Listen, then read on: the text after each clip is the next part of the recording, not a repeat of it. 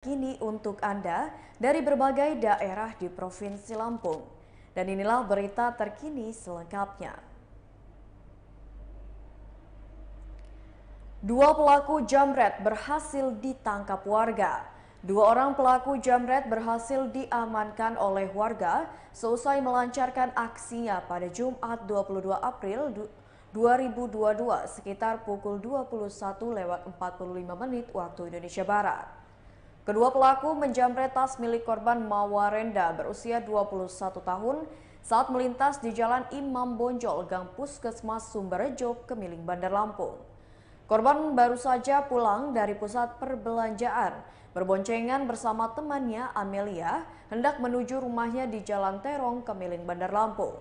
Saat melintas di tempat kejadian, kedua pelaku memepet motor korban dan menarik tas berisi uang dan ponsel. Korban langsung berteriak saat pelaku berhasil menarik tas miliknya. Teriakan korban membuat warga sekitar bergegas mengejar pelaku. Tak jauh dari lokasi kejadian, tepatnya di dekat Terminal Kemiling, kedua pelaku akhirnya berhasil dibekuk warga. Satu orang pelaku ditangkap karena terperosok keselokan, sementara rekan pelaku ditangkap saat kabur setelah meninggalkan motor yang digunakan. Warga yang geram dengan ulah pelaku sempat menghakimi keduanya sebelum akhirnya diserahkan ke pihak berwajib. Dari tangan pelaku, warga juga berhasil mengamankan barang bukti berupa tas dan ponsel milik korban. Kapolsek Kemiling Ibtu Irwansyah menjelaskan, saat ini pihaknya masih melakukan pemeriksaan terhadap kedua pelaku. Identitas pelaku yakni Anung berusia 21 tahun dan Mezi berusia 23 tahun. Kedua pelaku tercatat sebagai warga Kedaton, Bandar Lampung. Irwansyah menjelaskan tas milik korban yang ditarik pelaku berisikan ponsel iPhone 8 dan uang senilai Rp200.000. Menurut Irwansyah, pelaku berhasil dihadang saat hendak melarikan diri ke arah Terminal Kemiling. Irwansyah menyatakan kedua pelaku bakal dijerat dengan pasal 365 KUHP dengan ancaman hukuman 9 tahun penjara. Saat ini keduanya sudah ditahan di rutan Mapolsek Kemiling untuk proses hukum lebih lanjut. Irwansyah mengimbau agar masyarakat lebih waspada saat beraktivitas di luar rumah, seperti saat berbelanja untuk kebutuhan Lebaran. Di tengah-tengah meningkatnya kegiatan ekonomi jelang Hari Raya Idul Fitri, masyarakat diimbau mewaspadai berbagai tindak kejahatan konvensional.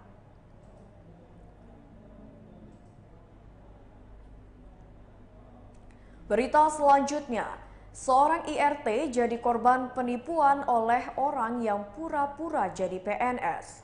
Siti berusia 40 tahun, seorang ibu rumah tangga di Kecamatan Candipuro menjadi korban penipuan oleh oknum yang memakai seragam pegawai negeri sipil atau PNS.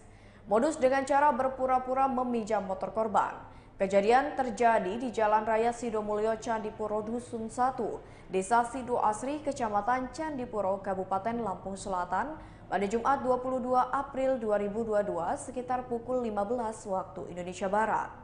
Kapolsek Candipuro AKP Gunawan membenarkan adanya laporan terkait penipuan dengan modus meminjam kendaraan motor di wilayah hukumnya. Gunawan mengatakan modus pelaku dengan berpura-pura meminjam motor korban untuk mengambil mobil miliknya. Gunawan mengatakan barang-barang milik korban pun raib dibawa pelaku bersama dengan motor korban. Atas kejadian tersebut, korban mengalami kerugian sekitar Rp19.125.000. Gunawan mengatakan korban didampingi suami telah melaporkan kejadian tersebut kepada pihak Polsek Candipuro.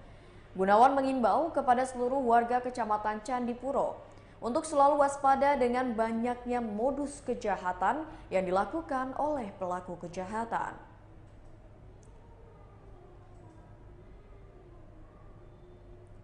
Berita selanjutnya, pemantauan harga bahan pokok jelang Lebaran di Lampung. Kondisi harga bahan pokok di Lampung menjadi perhatian dari Satuan Tugas Khusus Pencegahan Tindak Pidana Korupsi Mabes Polri. Tim Satgasus Tipikor Mabes Polri pun turun langsung melakukan pemantauan harga kebutuhan bahan pokok di Lampung. Ketua Tim Satgasus Pencegahan Korupsi Mabes Polri Hotman Tambunan mengatakan, Pemantauan ini sebagai bentuk antisipasi kenaikan harga bahan pokok termasuk minyak goreng. Masih kata Hotman Tambunan, kegiatan ini merupakan perintah langsung dari Kapolri untuk melakukan deteksi serta koordinasi dengan pemerintah setempat. Hotman berharap melalui kegiatan pemantauan ini ketersediaan kebutuhan pokok di Lampung tidak terganggu menjelang Lebaran. Kendati demikian, dari hasil pantauan sementara, Hotman mengaku menemukan adanya ketidakterbukaan pihak pelaku usaha kepada pemerintah setempat, sehingga pemerintah daerah kesulitan dalam melakukan pendataan harga serta ketersediaan bahan pokok termasuk minyak goreng.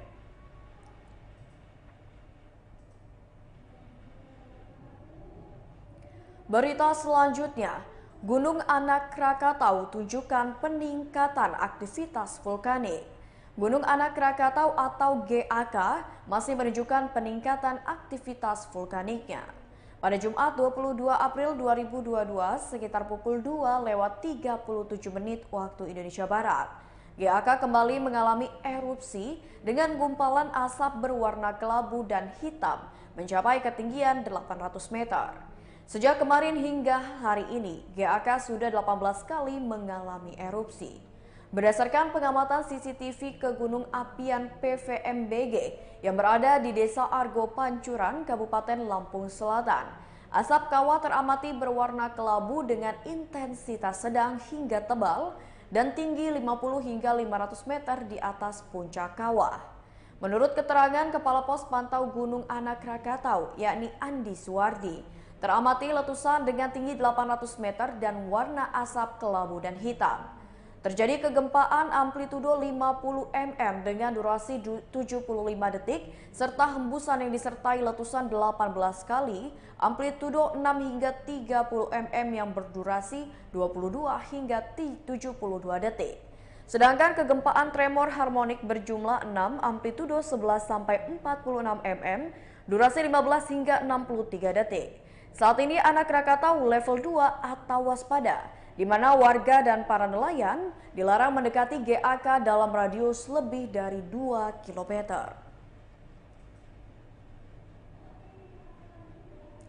Berita selanjutnya, antisipasi aksi kriminal, polisi siap kawal masyarakat yang memiliki transaksi dengan jumlah besar.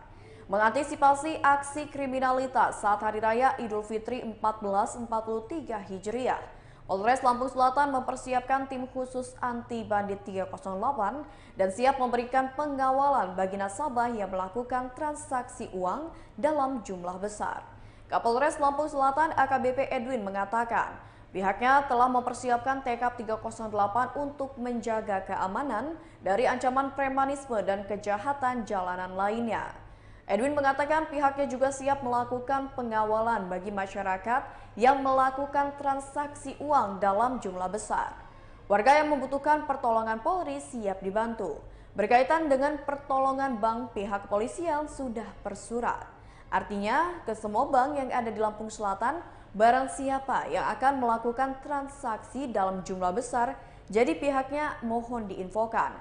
Kemudian secara otomatis akan dilakukan pengawalan. Karena dalam kurun waktu belakangan ini angka kriminalitas cukup tinggi.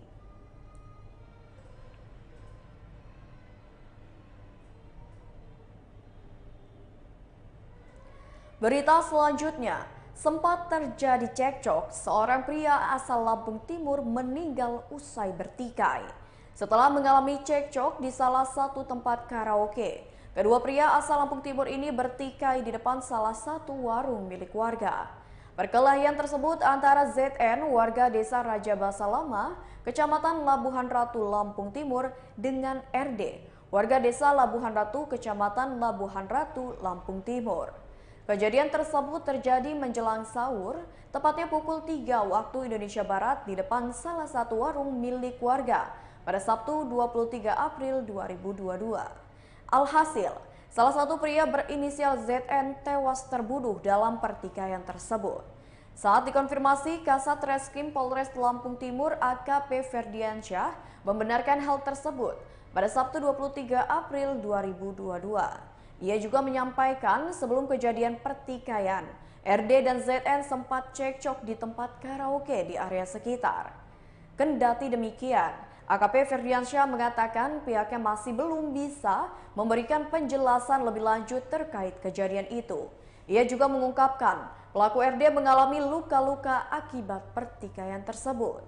Dari kejadian tersebut, polisi mengamankan barang bukti berupa 9 senjata tajam dan 1 sarung pisau.